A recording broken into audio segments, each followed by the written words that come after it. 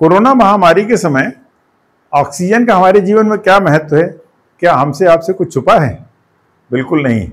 उस समय तो ऑक्सीजन सिलेंडर या ऑक्सीजन का नाम हर एक आदमी की जुबान में था।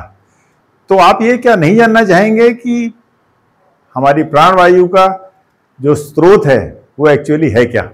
नमस्कार, मैं हूं डॉक्टर सुभाष सी पांडे और आप देख रहे हैं पर्यावरण की पाठशाला। आइए हम इस महती विषय पर आज बात करते हैं कि प्राणवायु या ऑक्सीजन जो है उसका वास्तव में सोर्स क्या है, जिसके लिए इतनी मारामारी हुई थी या जिसका जीवन में हमारे इतना महत्व है कि कुछ मिनट तक ही हम उससे जीवित रह सकते हैं। यदि कुछ मिनट के बाद वो हमें और नहीं मिलती है तो इसका मतलब हमें मरना निश्चित है। आप सबको मालूम है कि इस पूरा वायुमंडल के अंदर जो तमाम तरह की गैसें हैं उसमें सबसे ज्यादा जो रेशियो है, अनुपात है, वो नाइट्रोजन गैस का है। कभी किसी और वीडियो में हम बात करेंगे कि नाइट्रोजन जो है वो हमारे जीवन के लिए भी बहुत आवश्यक है। लेकिन दूसरा जो रेशियो है वो है ऑक्सीजन का। ऑक्सीजन गैस होती है, नाइट्रोजन 78% ऑफ एटमॉस्फेयर जो है उसको कवर करती है। ऑक्सीजन का जो रेशियो है वो 21% है, 21% होती है। लेकिन वो 21% इतनी जरूरी है कि बिना उसके हमारा रहना संभव नहीं है। हमारे जीवन का अस्तित्व उस 21% पर ही टिका हुआ है। इसीलिए इस 21% के स्रोत को जाने कि इस पूरे एटमॉस्फेयर में या वायुमंडल में 21% वास्तव में ऑक्सीजन आती है तो वो कहां से आती है। हम लोग बहुत मोटा मोटा जानते हैं, जैसा हमारे यहाँ अशिक्षा के कारण फैला हुआ है, बस पेड़ लगा दो उससे ऑक्सीजन आ जाएगा, बस पेड़ लगा दीजिए। हालत इतनी ज्यादा खराब है कि लोग गमले में पेड़ लगा के भी ये पुण्य कमा लेते हैं कि हमने तो ऑक्सीजन लगा दिया, अपने हिसाब से लगा दिया।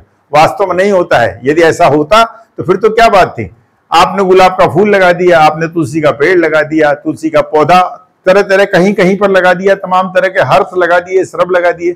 एक्चुअली वो ऑक्सीजन के सोर्स नहीं है। यस, ऑक्सीजन का स्रोत है, ट्री फॉरेस्ट जो है अपने आप में स्रोत है, लेकिन वो सबसे बड़ा स्रोत नहीं है। तो फिर क्या है सबसे बड़ा स्रोत? सबसे बड़ा स्रोत जो इस धरती पर ऑक्सीजन का है वो हमारे ओशन है, महासागर हैं।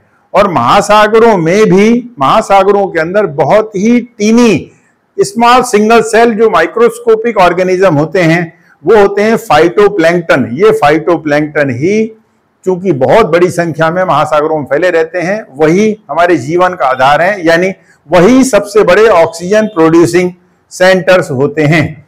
अब ये जो सिंगल सेल जो ऑर्गेनिज्म है दरअसल वो लिविंग ऑर्गेनिज्म है और इसीलिए दूसरे लिविंग ऑर्गेनिज्म के समान ही ये भी अपने भोजन के लिए फोटोसिंथेसिस करते हैं, भोजन का निर्माण करते हैं। अब जब भोजन का निर्माण करेंगे तो निसंदेह वो कार्बन डाइऑक्साइड लेते हैं, वो पानी लेते हैं, वो फोटॉन्स लेते हैं, वो सूर्य प्रकाश की रोशनी लेते हैं और उनसे मिला करके वो अपने भोजन का निर्माण करते हैं, जिससे उनका डेवलपमेंट होता है। इसके बदले वो ऑक्सीजन को निकालते हैं, बाई प्रोडक्ट रूप में ऑक्सीजन बाहर निकालते हैं। वो ऑक्सीजन ही हमारी प्राणवायु है और हमारे जीवन का आधार बनती है। आप कह सकते हैं कि जो फाइटोप्लैंक्टन बहुत ही टीनी पार्टिकल है जो माइक्रोस्कोप से दिखता है किसी तरह से, वो कितनी ऑक्सीजन देगा? बिल्कुल सही है आपका कहना। ऑक्सीजन की मात्रा, उनसे निकलने वाली मात्रा बहुत ही कम होती है। लेकिन महासागरों में ये जो फाइटोप्लैंक्टन्स हैं उनकी संख्या बिलियंस में होती है। उनकी संख्या वैसे ही समझ लीजिए जैसे आप ऊपर आकाश की तरफ देखते हैं, आकाश में कितने तारे होते हैं, जितने तारे आकाश में होते हैं उससे कहीं ज्यादा फाइटोप्लैंक्टन इन महासागरों में पड़े हुए हैं। इससे अंदाज लगा सकते हैं कि मात्रा चाहे कितनी भी कम हो, लेकिन वो मात्रा इतनी बढ़ जाती है कि हमारे जीवन का जो प्रमुख भाग है वो ऑक्सीजन का वही पूर्ति करते हैं। फाइटोप्लैंक्टन से हमें वायुमंडल के अंदर 70% ऑक्सीजन उन्हीं से प्राप्त होती है और वो बहुत ही ज्यादा रिमार्केबल है, वर्थ एप्रिसिएबल है। केवल महासागरों से नहीं बल्कि जो दूसरी वाटर बॉडीज होती हैं, जैसे हम बात करें हमारे आसपास रिवर्स हैं, हमारे आसपास कोई डैम है या हमारे आसपास कोई पॉन्ड है, तालाब है, सबके अंदर फाइटोप्लैंक्टन होते हैं और उनसे भी जितनी उस वाटर बॉडी की क्षमता होती है उसके हिसाब से ऑक्सीजन उनसे मिलती ही है। लेकिन चूंकि महासागर 2/3 क्षेत्र में फैले हुए हैं धरती में, इसीलिए फाइटोप्लैंक्टन्स की मात्रा बहुत ज्यादा होती है और उनसे उत्पादित होने वाला जो ऑक्सीजन है वो 70% से अधिक काउंट करता है। दूसरा स्रोत जो है वो ट्री फॉरेस्ट है।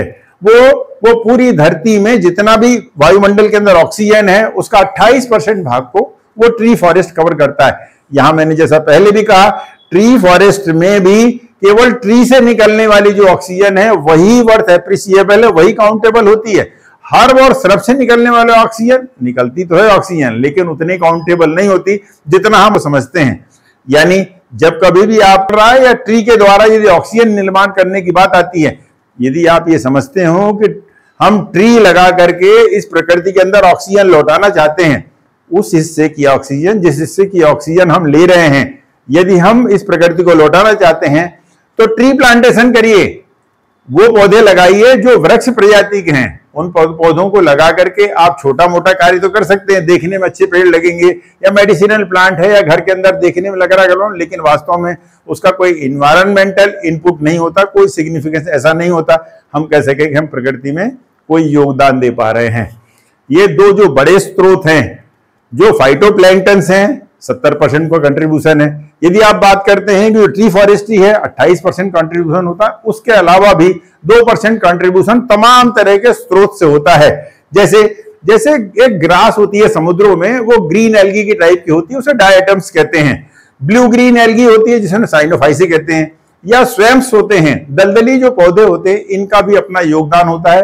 अन्य बहुत सारे स्रोत होते हैं जो बहुत कम मात्रा में लेकिन थोड़ा बहुत प्रकृति के अंदर ऑक्सीजन की पूर्ति करते रहते हैं, ऑक्सीजन वो देते रहते हैं।